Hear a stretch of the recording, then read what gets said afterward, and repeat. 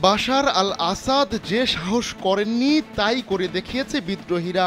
নতুন সরকারের বিদেশ নীতি কেমন হবে তার একটা ধারণা দিয়েছেন বিদ্রোহীদের নেতা ও হায়াত তাহরির আল শামের প্রধান আহমদ আবু মোহাম্মদ আল জোলানি আল সারা।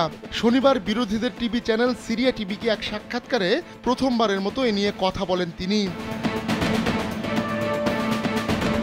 সিরিয়ায় রাজনৈতিক পট পরিবর্তনের পর ইসরায়েল আগ্রাসী আচরণ শুরু করেছে। এরই মধ্যে সিরিয়ার ভেতর কয়েকশো বিমান হামলা চালিয়েছে দেশটি, দখল করে নিয়েছে সিরিয়ার বিশাল অঞ্চলও। এছাড়া ট্যাঙ্ক নিয়ে এখনও সিরিয়ার ভেতরেই অবস্থান করছে ইসরায়েলি বাহিনী। এমত অবস্থায় ইসরায়েলের উদ্দেশ্যে কড়া হুঁশিয়ারি উচ্চারণ করেছেন আল জোলানি। তার ভাষায় সিরিয়ায় ঢোকার জন্য ইসরায়েলের কোনো অজুহাত আর অবশিষ্ট নেই। বাংলাদেশের একমাত্র মাল্টিন্যাশনাল টাইলস ব্র্যান্ড আরএকে সিরামিক্স। ইরানিরা চলে যাওয়ার পর সিরিয়ায় বিদেশি হস্তক্ষেপ ন্যায়সঙ্গত নয়।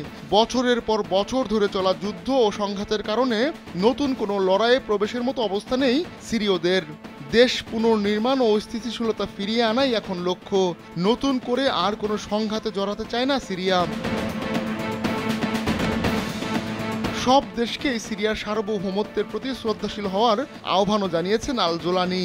পাশাপাশি ইরানকেও বার্তা দিয়েছেন তিনি।